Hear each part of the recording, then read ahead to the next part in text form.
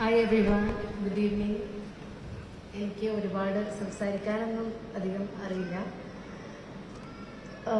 തീർച്ചയായിട്ടും നമ്മുടെ ബഹുമാനപ്പെട്ട മുഖ്യമന്ത്രി ഉള്ള ഈ വേദിയിൽ വളരെ അഭിമാനത്തോടെ വന്ന് രണ്ട് വാക്ക് സംസാരിക്കാൻ കഴിഞ്ഞതിൽ ഒരുപാട് സന്തോഷം.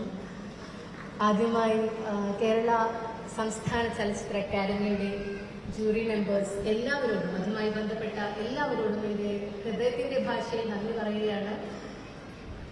ഞാൻ 2 സിനിമകളിലെ അഭിനയിച്ചിട്ടുള്ളൂ. എൻ്റെ രണ്ടാമത്തെ സിനിമ, അതായത് പ്രധാന കഥാപാത്രമായിട്ടുള്ള എൻ്റെ ആദ്യത്തെ സിനിമയാണ് ഫെമിനിച്ചി ഫാത്തിമ. അതെനിക്ക് തന്ന ഞങ്ങളുടെ പ്രിയപ്പെട്ട director Fazil Muhammad, thank you so much. നിങ്ങളെനിക്ക് ആ ഒരു ക്യാരക്ടർ, ആ ഒരു സിനിമ തന്നതുകൊണ്ട് മാത്രമാണ് എനിക്ക് ആ സിനിമ മുഖേന കിട്ടിയ ഏതൊരു വേദിയും അതിൽ നിങ്ങളെ ഞാൻ എപ്പോഴും ഓർക്കാറുണ്ട്. Thank you Fazil, thank you so much. പിന്നെ പറയാനുള്ളത് എൻ്റെ ഫാമിലി, എൻ്റെ ഹസ്ബൻഡ്, എൻ്റെ സിസ്റ്റർ, ബ്രദർ ഇൻ ലോ, എൻ്റെ ഉമ്മ, ഉപ്പ, എല്ലാവരോടും നന്ദി പറയുന്നു. എൻ്റെ എല്ലാവരോടും നന്ദി പറയുന്നു. എൻ്റെ ഉമ്മയാണ് ഈ ഷൂട്ടിംഗ് സമയത്തൊക്കെ എൻ്റെ കൂടെ ഉണ്ടായിരുന്നത്.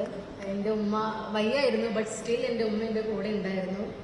എൻ്റെ മോൾക്ക് 6 മാസം പ്രായമായപ്പോഴാണ് ഞാൻ സിനിമയിലേക്ക് വരുന്നത്. അതിന് എന്നെ സപ്പോർട്ട് ചെയ്ത് എൻ്റെ ഹസ്ബൻഡിനോട് ഒരുപാട് നന്ദി പറയുന്നു. പിന്നീട് സിനിമ കഴിഞ്ഞിട്ടുള്ള എല്ലാ കാര്യങ്ങൾക്കും എൻ്റെ കൂടെ ഓടി നടന്നത് എൻ്റെ ഇത്തേൻ്റെ ഹസ്ബൻഡുമാണ്. അതിന് അവരോട് നന്ദി പറയുന്നു. പിന്നെ എൻ്റെ സിനിമയുടെ ക്രൂ, ഫെമിനിച്ചി ഫാത്തിമ സിനിമയുടെ എല്ലാവരോടും, കുമാർ സുനിൽ, വിജി വിശ്വനാഥ്, പുഷ്പ ടീച്ചർ, പ്രസീത, എല്ലാവരോടും, എനിക്ക് എല്ലാവരുടെയും പേര് ഞാൻ എടുത്തെടുത്ത് പറയുന്നില്ല, മറന്നു പോകുന്നത് കൊണ്ടാണ്. അതുകൊണ്ട് എല്ലാവരോടും നന്ദി പറയുന്നു. ഞങ്ങളെ ആ വീട്ടിൽ സപ്പോർട്ട് ചെയ്ത, ഞങ്ങൾക്ക് ഭക്ഷണം ഉണ്ടാക്കി തന്ന്, ഞങ്ങളുടെ ഷൂട്ടിംഗ് സമയത്ത് ഞങ്ങളെ സപ്പോർട്ട് ചെയ്തവരോടും താങ്ക് യു സോ മച്ച്. അത്രയേ ഉള്ളൂ. നന്ദി, നമസ്കാരം.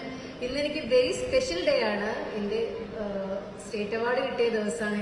എൻ്റെ മോളുടെ 2ാമത്തെ ബർത്ത്ഡേ ആണ്. Thank you so much. Shrimati Shamla ഹംസയെ ക്ഷണിക്കുന്നു. മികച്ച നടി ഷംല ഹംസ. ചിത്രം ഫെമിനിച്ചി ഫാത്തിമ.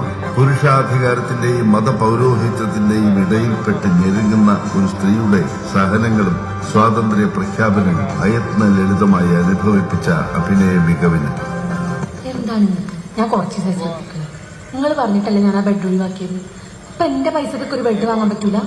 അതെ, ഭർത്താക്കന്മാരെ മുന്നിൽ പെണ്ണുങ്ങളെ നാവ് പൊങ്ങാൻ പാടില്ല. അങ്ങനെയാണ് എന്റെ ഉമ്മന്റെ പന്മാരെ പഠിപ്പിച്ചത്.